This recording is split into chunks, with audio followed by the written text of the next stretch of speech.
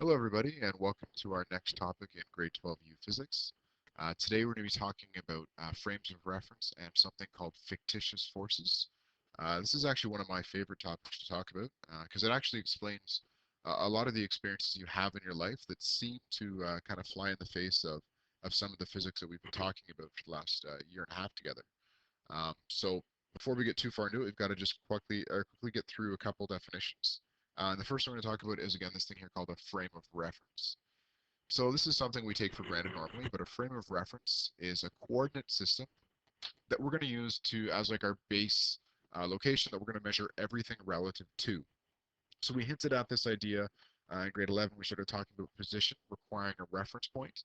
And this is the same idea, but now we're going to be talking about this as a whole system to measure all measurements. So things about position, velocity, and acceleration. An example I can give you is if you imagine you're walking on a boat and the boat itself is traveling in a river, we actually have to decide where we're going to measure our speed to. Are we going to measure it compared to the boat, to the water, to the shore, to a boat that's passing us? And all of those would sort of make sense in different situations. So that's our idea of frame of reference. And all frame of reference, we can actually break them up into one of two kinds. You can see them here. So inertial frame of reference or a non-inertial frame of reference. From the name, you can probably guess it has something to do with inertia, and it certainly does. So an inertial frame of reference is a frame that's either at rest or it's moving at a constant velocity. What that means is it's not accelerating. And when you have, if you're in a frame of reference, again, you're measuring anything relative to uh, an inertial frame of reference. What that means is the law of inertia is true. So objects don't just start moving on their own, or things keep doing what they're already doing, or F equals ma always works. So all the laws of physics are true. Any test you could imagine doing that it would involve physics anyway would show the same results. A way to put this is imagine that you're traveling on a train on a very smooth track and there were no windows on the train. If the train were sitting still on the track or if it were traveling at a constant velocity on the track, there is no way you could actually tell which it is, if it's moving or not, unless you, of course, open the window and see. But if you're in a sealed boxcar, there's no experiment in all of physics you could do to decide if you're moving or not. And again, that's because, according to physics, there is no preferential frame of reference. There is nowhere to say in the entire universe this spot isn't moving. And so we can actually pick any spots. So two kind of examples we have for inertial frame of reference is going to be a car at a constant velocity. So if you imagine you're driving on the highway at a constant 100 kilometers an hour in a straight line, it's a pretty smooth ride and you feel pretty similar as you do to a car that's stopped at a red light. Another inertial frame of reference, notice I put this one in quotes, is the Earth. And the Earth isn't an exact inertial frame of reference. The reason being we are accelerating. We'll talk about this actually next week when we do our circular motion idea. But the Earth is revolving around the sun and it's also rotating on its own axis. And so that actually makes things appear to do funny stuff. We'll talk a little bit about that again when we do circular motion, but something you may have heard of in earlier courses is the Coriolis effect or the Coriolis force. So if you're interested, you can Google that now, and if not, just wait a little bit longer and we'll talk about it a little bit later on. So there's an inertial frame of reference, and again, that's where we're doing most of our physics. But an equally sort of interesting idea is the non-inertial frame of reference. And this is where we spend a lot of our lives. This is any frame, any sort of base measurement system where the frame is accelerating, which means it's not traveling at a constant velocity. And the weird thing is the law of inertia doesn't hold true. And so then not all of our laws of physics appear to be true. So if we imagine like an example down here, if you're in a car that's cornering, so imagine a car turning a corner or something, it looks or it feels like you're being pushed. Or if you have like a cup of coffee in your cup holder and you turn a corner, the coffee might spill. And it looks like the coffee's kind of running away from the turn. And hopefully, again, you realize that's not actually what's happening, but it certainly appears that way. And we're going to try and explain why today. Another example, again, being like an airplane during takeoff. If you've ever been on a commercial airliner, during takeoff, it feels like you're being pushed back in your seat. Of course, well, maybe not of course, but hopefully by the end of today, you'll be able to tell me that's not actually what's happening. And again, we will explain the real physics behind what's going on. So those are two sorts of frames of reference we want to keep in the back of our mind. So whenever we're in pardon, whenever you're in a non-inertial frame, and again, that's one that's accelerating, we often have to imagine there's these forces, these forces that look like they're there. They certainly seem to be acting on objects, but they're not really there. And so we call those forces fictitious forces. Forces that are not really there. They're just kind of they're fiction. They're products of our own observations, and they're really not there. So again, the classic example here is if you're turning a corner in your car. So if you imagine you're in this red car, here's a top-down view of you. You're driving, and you start turning left. As you're turning left, your objects in the car look like they're being thrown to the right. But if you imagine putting yourself on the side of the road, what would you see? Well, you'd see these objects keep traveling in a straight line. Inertia would be holding true. These objects would want to keep doing what they're already doing. They'd travel in a straight line. But since your car is turning underneath it, it looks like these objects are being thrown to the right. And you traveling in the car in the non-inertial frame, that's actually what you experience. Because again, you're turning a corner, you are accelerating since your velocity vector is changing. So that's again one that we experience all the time, why somebody turns a corner too sharp and it feels like you're being thrown into the side of the car, or things like that. Another sort of situation that's pretty common is if you're in an elevator. If you imagine when you're in an elevator before it started to go anywhere, you feel like normal. It doesn't feel like you're going anywhere. And then when you press the button to go up or down, you might feel a little bit of a jerk, or you might actually feel heavier or lighter for just a split second. And that's actually while the elevator is accelerating. And because the elevator is accelerating, there has to be a change in the force that's actually applied to you. And again, I probably talked about this with you guys in grade 11 a little bit. This would be the idea of the changing normal force. And one of the neat things we can talk about is this idea of apparent weight. So this is kind of how heavy you feel. So again, if you imagine in an elevator, when it first starts to accelerate up, you feel a little bit heavier. And that's because the normal force is actually increased. It is increased to account for any sort of acceleration that the elevator is experiencing to actually cause you to move with it. The opposite is true, of course, if acceleration is down. You're going to feel a little bit lighter because there's less force acting on you up because you want to accelerate down with the elevator. One of the cool sort of extensions of this is if you're in free fall. So again, if you've ever been on the drop zone or rides like that at Wonderlands, you've experienced these before. So this is when all of a sudden, whatever you're sitting on or standing on just drops freely and you fall freely with it. While it's accelerating at free fall, you're actually what people call weightless. Really what they're referring to there is your apparent weight. It feels like you have no weight. Because there is no normal force acting on you, you're falling freely due to gravity. And one of the cool things and a common misconception people have about astronauts in space is that if they're in orbit, they're floating because there's no gravity. We'll do a little calculations with these a little bit later on when we talk about fields, but the force of gravity for astronauts in orbit is only slightly less than us here on Earth. The reason that they appear to be floating is because they're in free fall. They're actually falling towards the Earth at g, and it just happens to be their spaceship is as well. So they're all falling together, so it feels like this astronaut is weightless. And another kind of cool example, if you imagine you've been on like a train um, or a school bus even, if you have a school bus and you have something round on the floor, if the bus driver hits the brakes, what does the object do? Well, it slides to the front of the bus. Is it actually being pushed to the front of the bus? No. It's inertia taking hold. It keeps doing what it's already doing, which in this case is moving forward at a constant velocity, but the bus itself is stopping. So it looks like there's a force pushing it forward, which is this fictitious force labeled in the diagram. So I hope you understand why these sorts of situations are important and how we can deal with them. But now let's see if we can actually do some calculations with them. So I've got three examples for you today. So the first one's kind of simple, and we'll get started with that. So you imagine that you're in your car, and your car is stopped at a stop sign, and then you hit the gas. So of course your car will accelerate, and I've decided your car is going right, and the acceleration is 3.4 meters per second squared right, and I want to know the force the car applies on you. And again, you know this when you hit the gas, it feels like you're being pushed back into your car seat, but really what's happening is the car is pushing you forward. And that force you feel is actually just a reaction force. So If you imagine this is you, here's a free body diagram for you, and we want to think about the forces acting on you. So the two easy ones that are there, we've got the normal force pushing you up, we've got gravity pushing you down, um, and we've also have another force, and that's from the acceleration. So while you're sitting on or stopped at the stop sign, these are the only two forces really acting on you. But then when you start accelerating and you're going to the right, there's another force. And where does this force come from? Well, again, this is the force from the seat or the car. So I'll say FC. So this is the force that the car applies on you.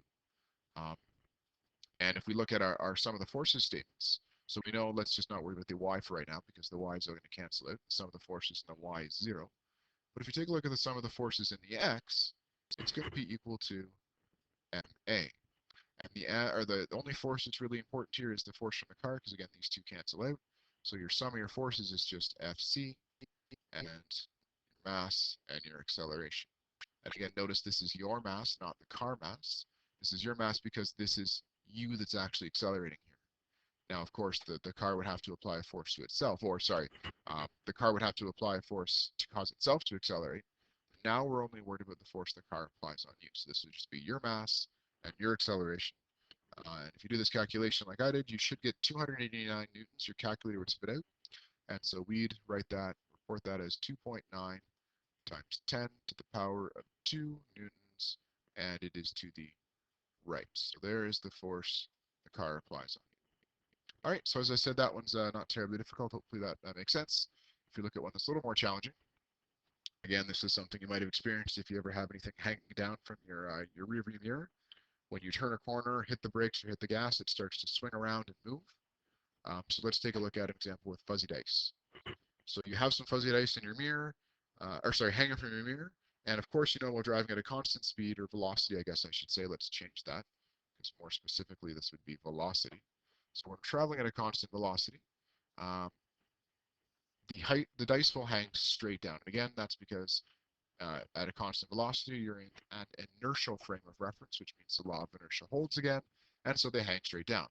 But now you hit the brakes, and your dice are pushed forward. Again, I put pushed in quotation marks just to stress again that they're not actually pushed forward, but to you in the car in the non-inertial frame, that's what it appears to be doing. And this causes the string to make a 10-degree angle with the vertical. So that's that theta right there. And from my diagram, you can imagine probably this car was heading to the left before. So here's the kind of initial velocity, but which way is it accelerating? Well, if it's traveling this way and slowing down because you hit the brakes, it's actually going to be accelerating this way. So here's sort of our system diagram, and I've drawn a free body diagram for the fuzzy dice down here, and notice again I've set up a coordinate system for which way our positive and negative will be. And so I want to know two things: the acceleration of your car and the tension in the string. So let's start with, again, what we've always been doing. We're just going to look at our sum of the forces statements, or our Newton's second law statements, in the y and x direction.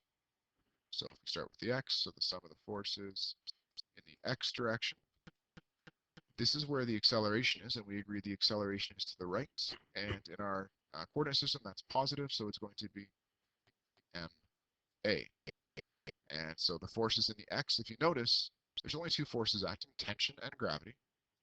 At tension, there's a small component actually from the string pulling it to the right. That's the only force acting in the x direction. So we can call that Ft sine theta. And again, Ft, of course, is our tension force, and this is equal to ma. All right, so that's kind of where we can stop with this one. Let's pick up our sum of the forces statements in the y direction. So there's actually two forces in the y, and again, noticing which way I've decided to be positive, I'm going to write Ft cos theta minus mg, because the force of gravity. All right. And we know this sum of the forces has to be equal to 0. All right, maybe I should move this down so the math teachers don't yell at me, since I have more than one equation or equal sign on that line. All right, there we go. Better. Don't tell Mrs. Randall. Okay, so here we go. We have these two statements here, and I've asked you first of all to solve for the acceleration. And if you take a look at our equations, this equation has tension and acceleration as our two unknowns, and this also has tension as an unknown. So what can we do? Well, let's solve this one in terms of, or for tension, and substitute that result into here to find the acceleration.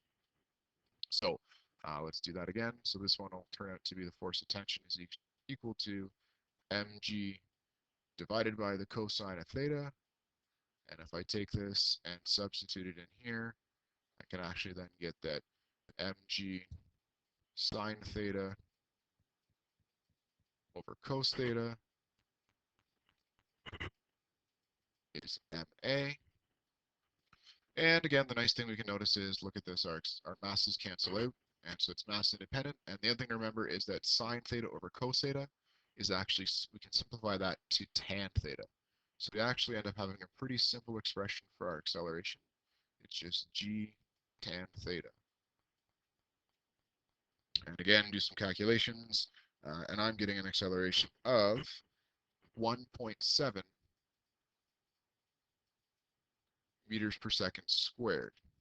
And of course, according to my picture, we would be accelerating to the right. All right, and just before we leave this and look at the tension, let's take a look again at our end behavior for this. So like we've been doing the last couple times, look at what happens to this expression at an extreme case. So the simplest one is, well, let's pretend our car is not accelerating. So if our acceleration were 0, again, we're hoping this expression on the right-hand side turns out to be 0. So if our acceleration were 0, what would the dice be doing? Well, they'd be hanging straight down. So our theta would turn out to be 0. So if you remember, your tan of 0 is actually 0. So the end behavior does work for our expression. So I think we're probably on the right track. Fantastic. All right, so I'm gonna have you actually pause the video for a second, and I want you to try and think about, now that we have the acceleration, how could I actually get the force of tension? And I can actually think of two ways right now at the top of my head. So I want you again to pause the video, restart it again when you have two ideas on how to solve the tension. All right, so I hope you paused the video and thought about it. And there's actually two ways. One is probably the easier way. If we look at this, here's an expression for tension with everything we already know. So why not use that? But we also have an expression for force of tension with terms of acceleration, which we just found. So again, either way, you should be getting the same answer. I'll just jump to it since hopefully, again, you guys have done it. And I'm getting a force of tension of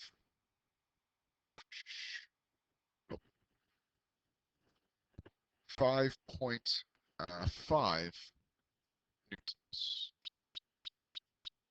And of course, if you look up here, that's this whole vector here. If we wanted the components, we'd have to, again, break it into components. But so that vector there is 5.5 newtons long. Okay, is that good for 2? Awesome. And one last expression or idea here. Let's look at this this case of me standing in an elevator. So let's pretend I have a mass of 100 kilograms, and I'm traveling at a constant velocity of 8.2 meters per second up. So here is my kind of initial velocity. But then what's going to happen is the elevator will come to a stop. And when it comes to a stop, you know that it's accelerating, and it takes 3.2 seconds to reach a speed, if it's stopping, of 0. So going from this speed to this speed in this time, and I want to know my apparent weight while it's stopping. All right, and if you remember again, we talked about apparent weight. Apparent weight is actually the normal force acting on you. So in any case, when I'm in the elevator, I have two forces acting on me almost all the time, and that's going to be your force of normal and your force of gravity. So here's your two forces acting on you. Or me, I guess I should say. It's the force of gravity acting on me. And I want to know, again, what's my apparent weight. So hopefully, again, you can see when I'm traveling at a constant velocity, these two forces would need to be equal. So it would turn out that my apparent weight is just mg, which is also my true weight, which is 980 newtons. All right, so that makes sense. So now let's take a look again at what's happening while the elevator is accelerating. So if we start with our same as we always do, sum of the forces statement. We know the sum of the forces has to equal to ma. And if we pause for a second, we realize we don't know a yet. But hopefully you can see from your kinematic equations, we actually can find a pretty simply using K2. And so a is just Vf minus Vi over delta t. And I'm getting an acceleration of, if I consider this to be my positive direction, which I think I will because up is traditionally positive. Let's keep it like that for now. I'll get an acceleration that's actually negative of negative 2.5625 meters per second squared. And so we're going to use this idea now, this acceleration in this expression. And again, using the same positive up terminology I have up here, I can write the sum of the forces as Fn minus Fg, and it's equal to Ma. I have everything I need except for, oh, actually I have everything. I just need to rearrange this for Fn. And so Fn is just going to be uh, brackets A plus G divided by M. And again, notice A is actually a negative sign, so I'll do the calculation here. And I'm getting my calculator to spit out 723.75 newtons. And so in the, of course, significant digits, I should be writing 7.2 by 10 to the power of 2 newtons. So what does this mean? Well, it means, well, my true weight, my actual weight is 980 newtons, this value here. And when the elevator is not accelerating, I'm also going to feel the same weight. But now that it is accelerating, I actually feel lighter. And because it's accelerating down, I will feel lighter. If we imagine the opposite, if it's accelerating up, I will feel heavier. Again, the kind of extreme example is imagine like an astronaut on a space shuttle during takeoff.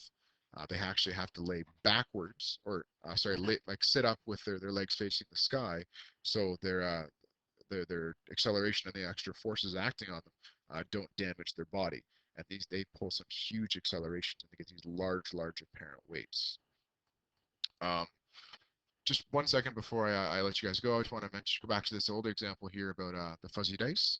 One of the neat things is you can actually make a pretty simple accelerometer. And what an accelerometer is a way to measure acceleration, and it has to do with this idea.